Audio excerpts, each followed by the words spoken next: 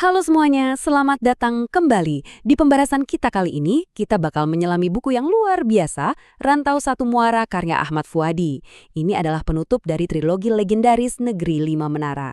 Nah, buku ini bukan cuma cerita biasa, tapi sebuah perjalanan inspiratif tentang pertanyaan yang sering menghantui kita setelah mencapai sebuah kesuksesan besar. Terus, habis ini apa lagi? Pernah nggak sih ngerasa kayak gitu? Rasanya familiar banget kan? Baru aja lulus, atau mungkin baru dapat promosi, atau gol-gol besar lainnya tercapai. Tapi kok habis itu malah ngerasa hampa. Terus muncul pertanyaan, oke, terus sekarang ngapain? Nah, perasaan kosong setelah pencapaian besar inilah yang jadi titik awal dari perjalanan Ali Fikri di buku ini. Dan jujur aja, mungkin ini juga cerita kita semua. Buat kamu yang udah ngikutin perjalanan Alif dari awal, buku ini bener-bener jadi puncak yang emosional. Kita nggak lagi ngomongin soal mimpi anak muda yang naif, tapi soal gimana realita dunia kerja, pencarian cinta sejati, dan akhirnya pencarian makna pulang itu bener-bener menampar dan membentuk dirinya. Coba deh kita bayangin posisinya Alif, lulus dengan predikat cum laude dari universitas top pula. Harusnya kan gampang banget ya cari kerja, karpet merah udah tergelar gitu. Tapi kenyataannya, zong. Indonesia lagi dihajar krisis moneter tahun 97. Jadi yang datang ke dia itu bukan surat panggilan kerja, tapi malah tumpukan surat penolakan. Nah, disinilah, di titik terendah inilah perjuangan Alif yang sesungguhnya baru aja dimulai. Yap, inilah titik di mana petualangan Alif yang sebenarnya dimulai. Ini bukan lagi soal pindah dari satu kota ke kota lain, tapi lebih ke sebuah perjalanan ke dalam diri sendiri. Gimana caranya menemukan arah di tengah badai krisis ekonomi dan yang paling berat, keraguan pada diri sendiri. Yang bikin buku ini keren banget itu ada di judulnya sendiri. Judulnya itu seolah jadi rangkuman seluruh ceritanya. Ada dua kata kunci di sini. Pertama, rantau, ini ya soal perjalanannya, pergi jauh, menghadapi tantangan. Lalu ada muara, ini adalah tujuan akhirnya. Titik di mana semua sungai perjuangannya bertemu dan menemukan makna. Keren kan? Nah, rantaunya Alif ini membawanya kemana-mana. Mulai dari Bandung, tempat dia berjuang cari kerja setelah lulus. Lalu ke Jakarta, di mana dia akhirnya meniti karir jadi jurnalis. Mimpinya nggak berhenti di situ.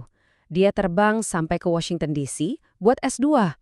Dan di sanalah dia diuji habis-habisan, bahkan jadi saksi mata langsung tragedi 11 September yang mengguncang dunia.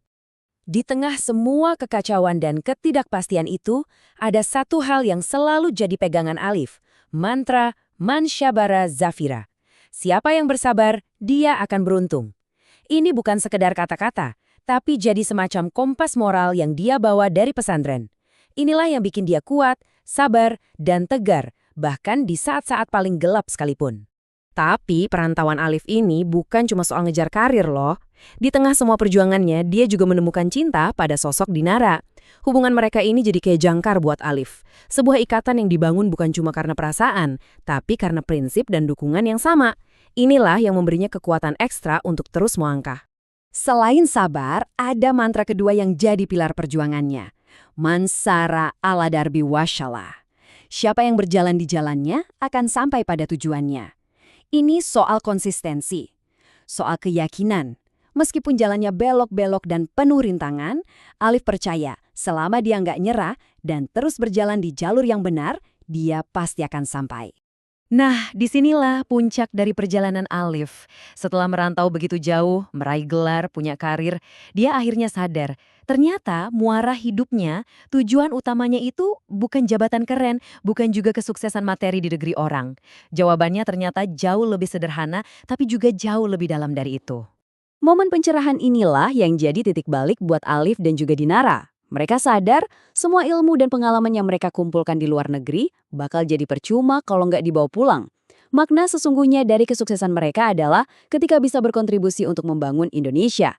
Jadi, pada akhirnya, pulang ke rumah, itulah pencapaian terbesar mereka. Oke, jadi apa sih pelajaran yang bisa kita comot dari perjalanan hidup Alif ini? Kisahnya ini relevan banget loh, bukan sekedar cerita fiksi, tapi bisa jadi cermin buat kita semua yang mungkin sekarang lagi ada di persimpangan jalan, lagi nyari-nyari arah hidup. Kalau kita bedah, setidaknya ada 5 nilai penting dari cerita Alif. Ini kayak resep untuk hidup yang lebih bermakna. Mulai dari kegigihan, pentingnya cinta yang mendukung, integritas kerja, cinta pada tanah air, sampai kepedulian sosial. Ini paket komplit. Terus gimana caranya kita bisa menerapkan ini buat hidup kita? Gampang. Kisah Alif ngajarin kita beberapa hal praktis. Pertama, jangan lari dari perjuangan, tapi rangkul. Anggap aja itu bagian dari petualangan. Kedua, pegang teguh prinsip, biar nggak goyah pas lagi bingung. Ketiga, coba deh definisikan lagi, apa sih tujuan hidup kita? Bukan cuma jabatan kan? Dan yang terakhir, sadari bahwa pulang, dalam arti berkontribusi, bisa jadi pencapaian yang paling membahagiakan. Nah, kisah ini ninggalin kita dengan satu pertanyaan yang dalam banget buat direnungkan. Setelah kita berkelana begitu jauh, mengejar mimpi ke ujung dunia, mungkinkah tujuan terindah yang selama ini kita cari ternyata sesederhana perjalanan untuk pulang? Sebuah pengingat bahwa terkadang titik akhir terbaik dari sebuah perjalanan adalah saat kita kembali ke titik awal dengan membawa makna baru.